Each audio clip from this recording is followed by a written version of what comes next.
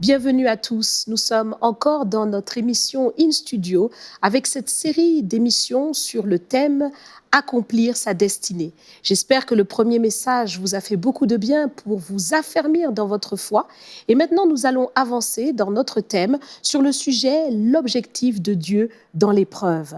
En effet, quand on est éprouvé sur le chemin de notre destinée, on ne comprend pas souvent pourquoi on est éprouvé. Et pourquoi, évidemment, cela est répandu?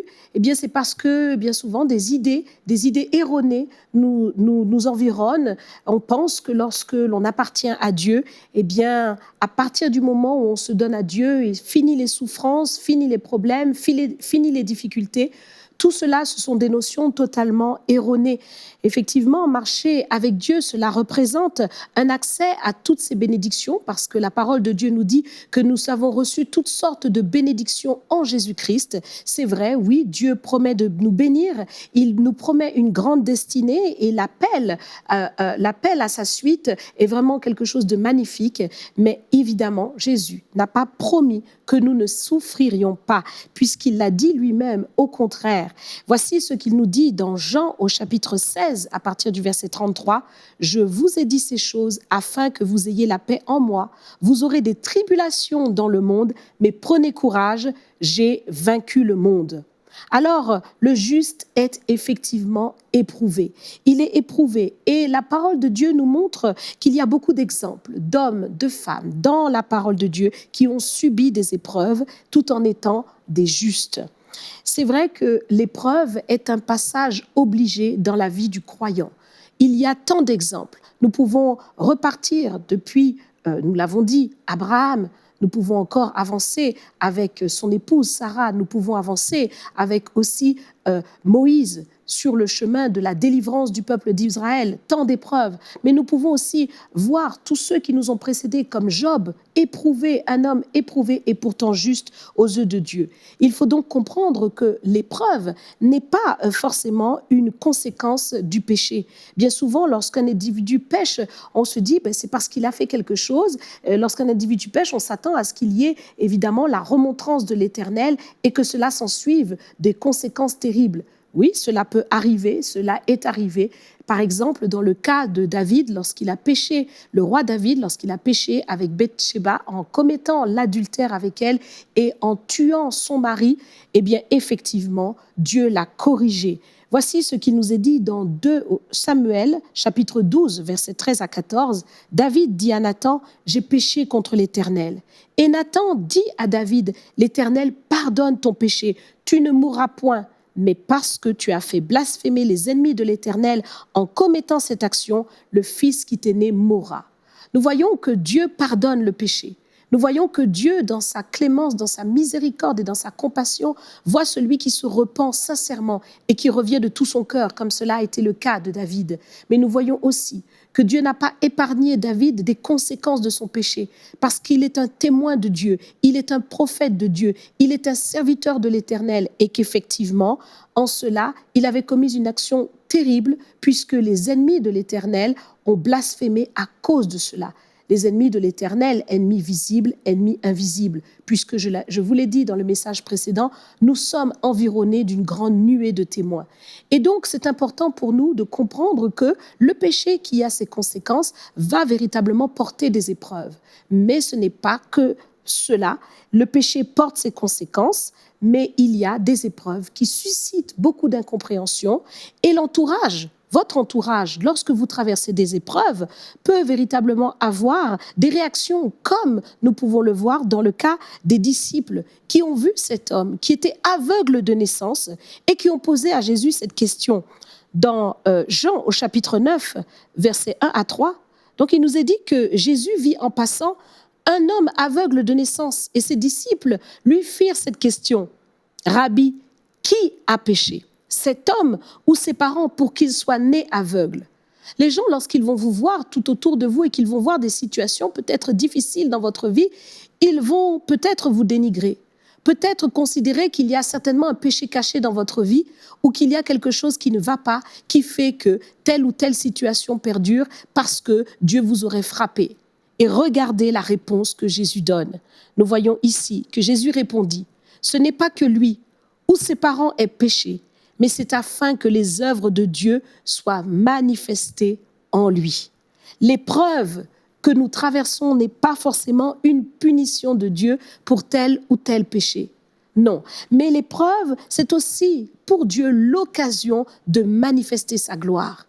Le Dieu souverain qui a une destinée pour vous, le Dieu qui a un plan pour votre vie et qui sait exactement les projets qu'il a formés sur vous, a préparé aussi des œuvres pour que vous puissiez les pratiquer dans votre situation. Parmi ces œuvres, il y a des épreuves que vous allez subir, que vous allez traverser, mais c'est pour la manifestation de la gloire de Dieu. Nous voyons que cet homme aveugle de naissance était placé là pour que la manifestation de la puissance de Dieu, la puissance de guérison, la puissance de restauration, la puissance de délivrance, la puissance de bénédiction de Jésus-Christ soit manifestée au travers de cet homme. Et donc, il faut réaliser que vous aussi, vous pouvez être l'objet de la volonté de Dieu pour la manifestation de sa gloire. Et c'est particulièrement ce que nous devons comprendre. Dans l'épreuve, nous devons nous positionner en comprenant que c'est l'occasion pour mon Dieu d'agir, de se glorifier. Il veut se glorifier dans cette maladie. Il veut se glorifier dans cette difficulté. Il veut se glorifier dans cette opposition. Il veut se glorifier dans cette épreuve. Oui, Dieu se glorifie et il le dit qu'il se glorifie dans nos faiblesses. Lorsque nous sommes éprouvés, Dieu nous promet son intervention. Regardez dans 1 Corinthiens, chapitre 10, au verset 13. Il nous dit « Aucune tentation ne vous est survenue qui n'ait été humaine, et Dieu, qui est fidèle, ne permettra pas que vous soyez tentés au-delà de vos forces, mais avec la tentation il préparera aussi le moyen d'en sortir afin que vous puissiez la supporter. » Donc Dieu a un objectif dans l'épreuve. L'objectif qu'il poursuit, c'est de vous façonner. Dans cette épreuve, Dieu, qui permet que ces choses soient là, a déjà prévu la sortie. Il sait exactement comment ces choses se termineront. Il y a l'entrée dans l'épreuve, il y a le temps de l'épreuve et il y a la sortie de l'épreuve. Et c'est très important de pouvoir le comprendre et le réaliser que Dieu a un objectif pour que dans cette épreuve, vous ayez le comportement adéquat afin de ne pas vous laisser déstabiliser parce que l'épreuve est là.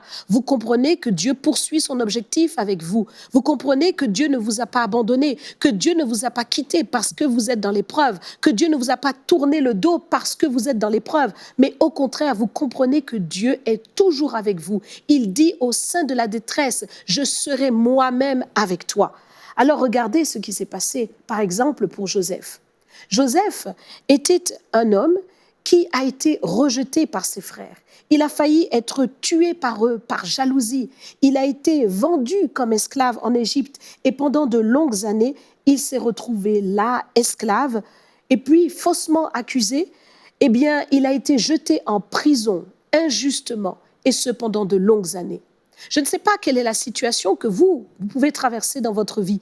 Cette situation peut perdurer, mais sachez que d'épreuve en épreuve et d'épreuve en épreuve, il y a derrière une grande élévation. Cela a été le cas de Joseph.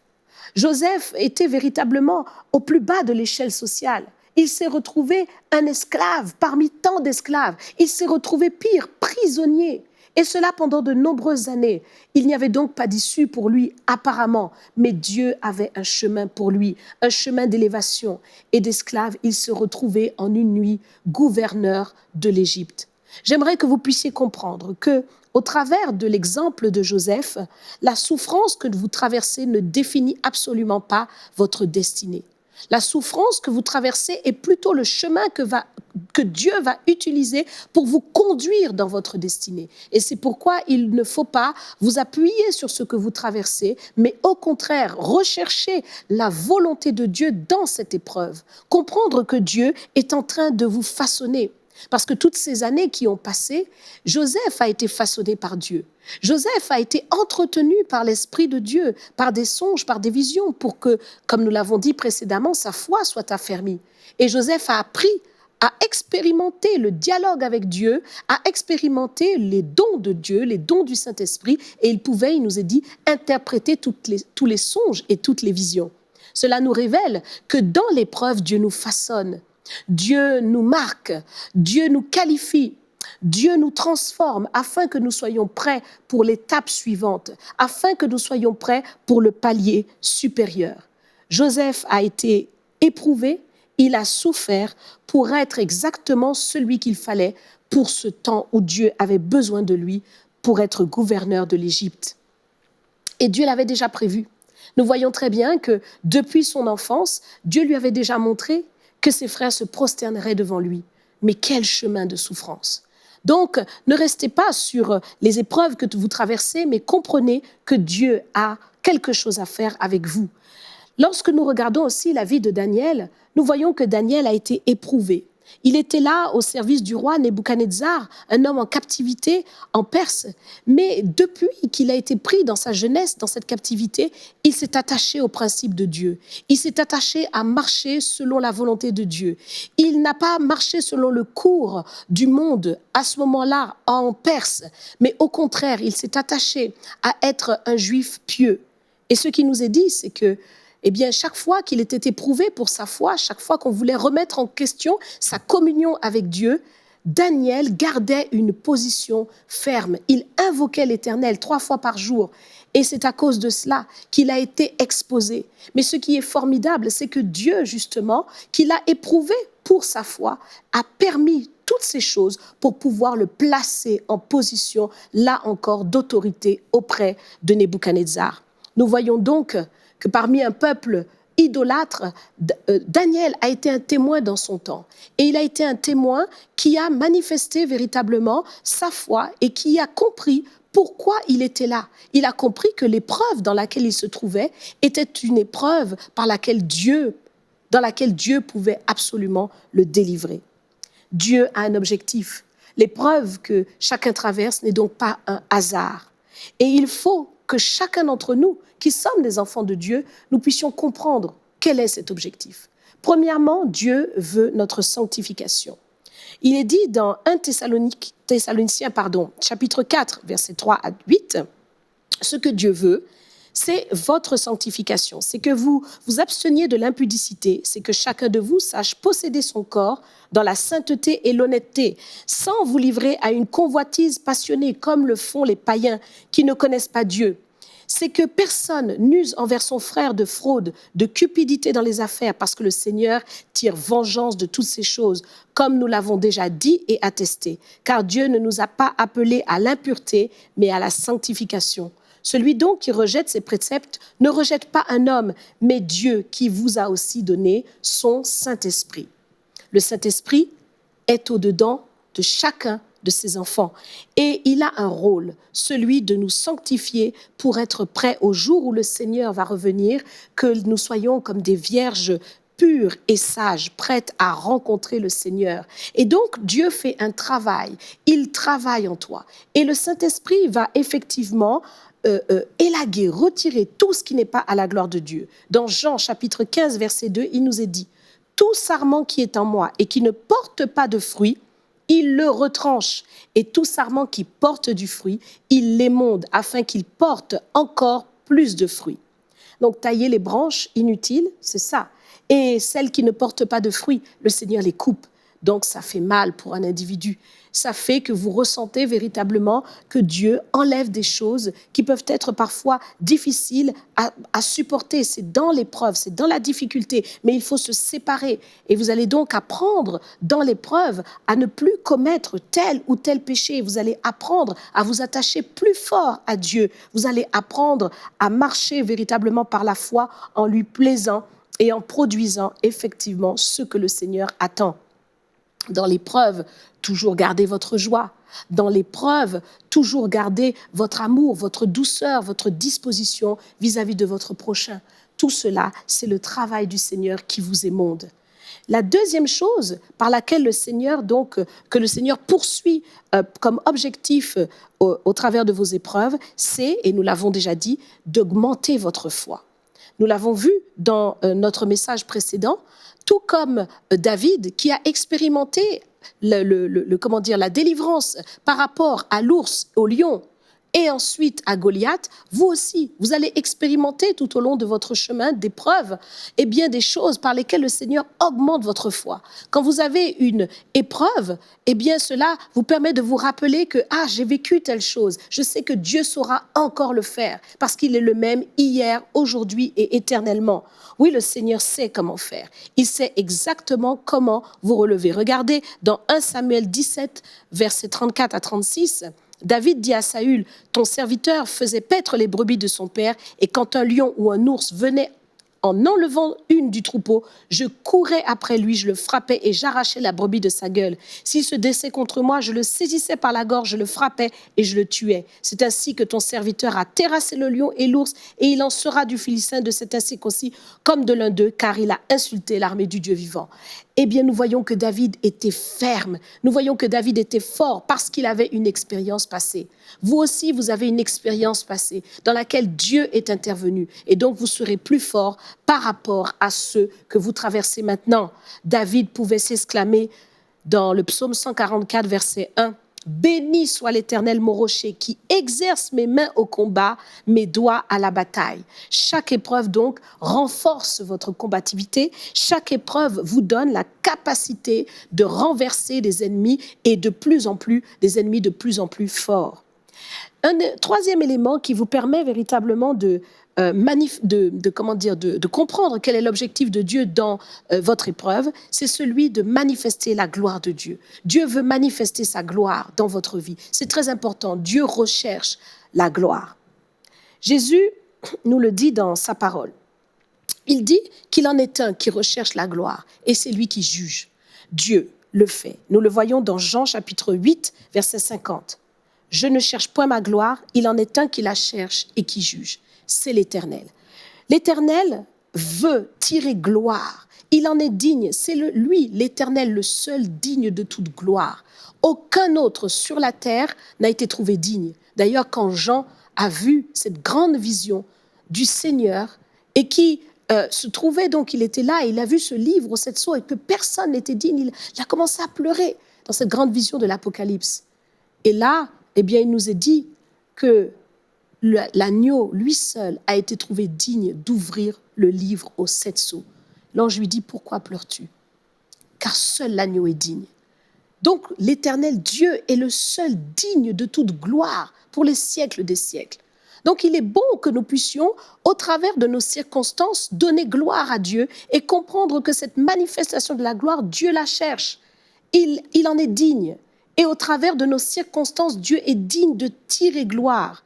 Regardez, chaque épreuve va être l'occasion de manifester la gloire de Dieu. Encore, nous prenons ce cas de Goliath qui a été terrassé. 1 Samuel 17, verset 47, David s'écrie « Et toute cette multitude saura que ce n'est ni par l'épée ni par la lance que l'Éternel sauve, car la victoire appartient à l'Éternel et il vous livre entre nos mains. » Nous voyons que dans l'épreuve, le Seigneur manifeste qui il est. Il manifeste qu'il est celui qui est l'Éternel, Dieu des combats. Il est celui qui délivre.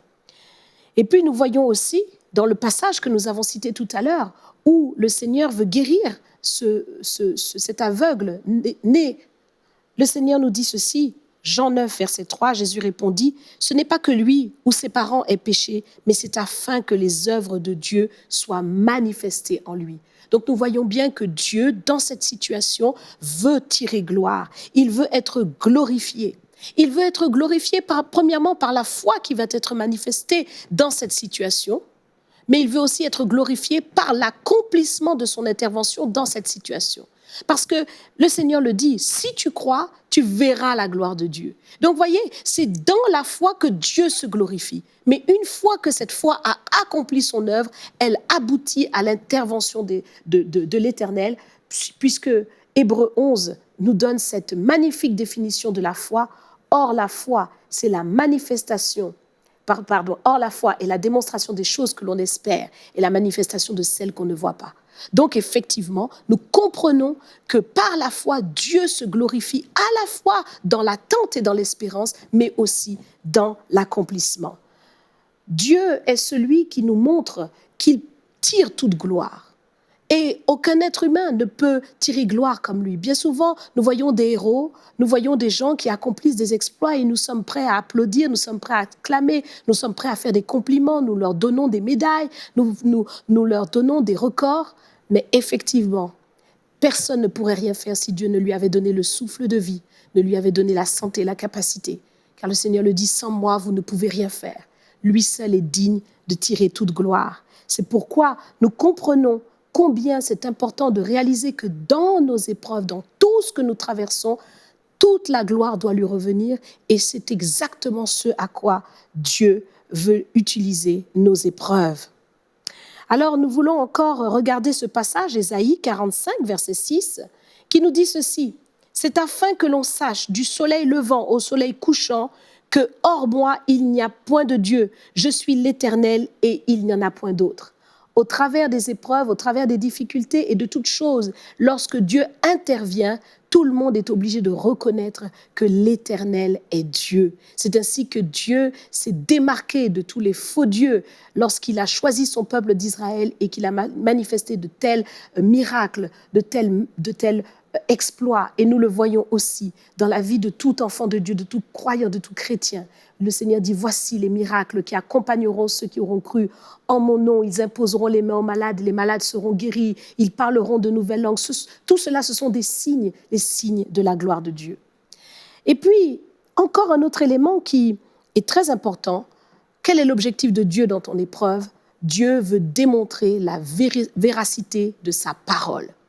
Dieu, c'est la parole. Et la parole, eh bien, c'est Dieu. Donc, cette parole doit s'accomplir. Dieu veut véritablement que cette parole puisse être manifeste et que tous puissent voir que non seulement nous lisons les Écritures, mais nous voyons cette parole se dérouler sous nos yeux. Alors, regardez dans Marc 14 au verset 49, Jésus, arrêté, et qui est saisi, et qui est prêt de mourir sur la croix, de souffrir par la main des hommes. Voici ce qu'il dit, « J'étais tous les jours parmi vous, enseignant dans le temple, et vous ne m'avez pas saisi, mais c'est afin que les Écritures soient accomplies. » Jésus, qui est Dieu, se retrouve dans une position où il est livré entre les mains des hommes.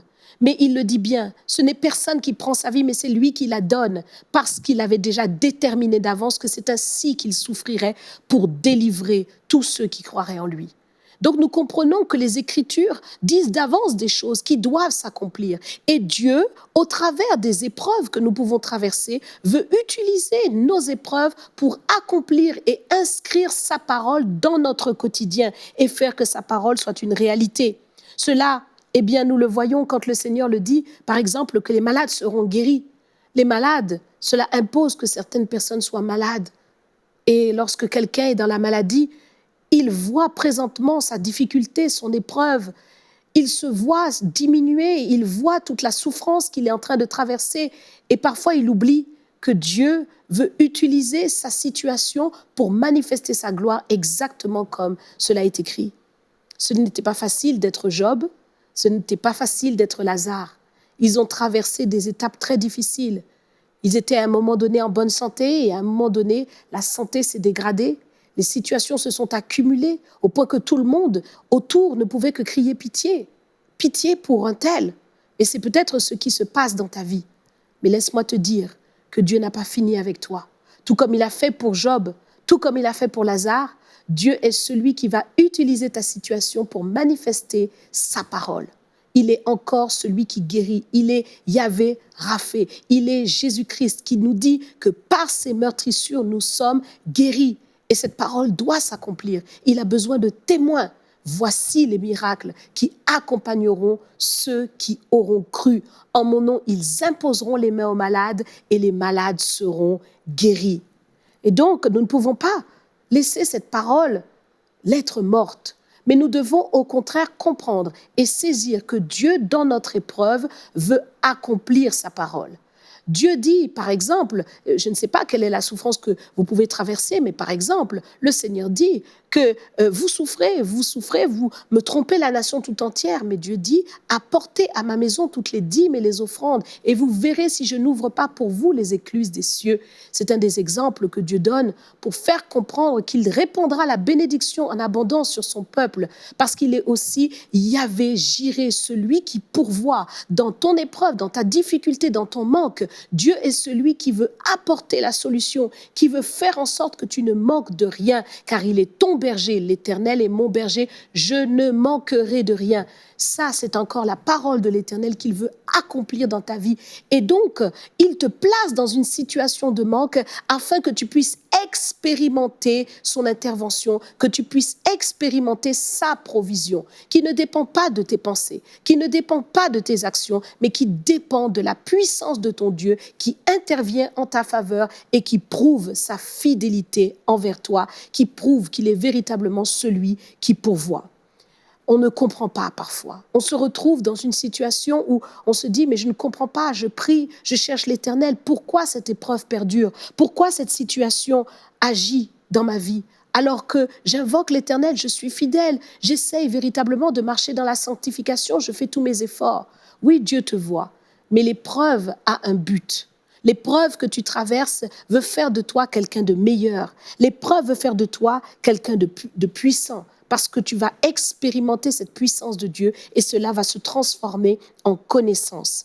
Nous sommes remplis de l'amour du Seigneur parce qu'on est toujours émerveillés et étonnés. Seigneur, je ne savais pas comment tu allais faire, mais tu l'as fait. C'est exactement ce que Dieu veut que tu puisses expérimenter. Dieu le fera encore pour toi. Donc l'épreuve a un objectif et cet objectif te dépasse. J'aimerais simplement te rappeler que dans cet objectif, eh bien, il faut te rappeler que Dieu ne vise pas simplement ta vie, la dimension dans laquelle tu te trouves, mais il réalise aussi qu'il y a du monde autour de toi qui vont expérimenter ou voir ce que toi-même tu vas traverser et qui seront au travers de cela impactés par ton témoignage. Dieu crée un témoignage au travers de ta vie. Donc l'épreuve a un objectif. Comme je l'ai dit, nous sommes environnés d'un grand nombre de témoins visibles et invisibles. Et donc, c'est important dans l'épreuve de rester fixé sur la grandeur, sur la puissance, sur l'autorité, sur l'amour de Dieu, sur sa fidélité. Dieu ne change pas. Ce n'est pas parce que tu es dans l'épreuve qu'il t'a tourné le dos ou qu'il t'a abandonné, mais dans cette épreuve, il veut te faire grandir. Dans cette épreuve, il veut t'instruire. Il dit dans sa parole, je t'éprouve pour ton bien. C'est pour ton bien que Dieu te fait passer par là. Tu seras meilleur, tu seras plus fort, tu seras plus sage. Tel est l'objectif du Seigneur. Alors que nos épreuves ne puissent pas être pour nous une incompréhension ni une confusion. Que nos épreuves, nous puissions comprendre qu'elles font partie du plan de Dieu, exactement comme quelqu'un qui va à l'école et qui passe des épreuves. Il passe à un moment donné, eh bien, toutes sortes d'examens qui correspondent à son âge, que ce soit du brevet, des collèges par exemple, jusqu'au baccalauréat, jusqu'à la licence, jusqu'à la maîtrise, jusqu'au doctorat, afin d'être un homme fait, afin d'être un homme exemplaire, un modèle qui peut ensuite instruire les autres. Eh bien, c'est exactement ce que Dieu aussi fait avec toi. Il te place dans des épreuves. Chaque épreuve correspond aussi à ton niveau de foi ou au niveau dans lequel Dieu veut t'emmener. Ne sois pas, eh bien, déstabilisé, mais crois seulement et marche pleinement dans la volonté de Dieu, dans la foi.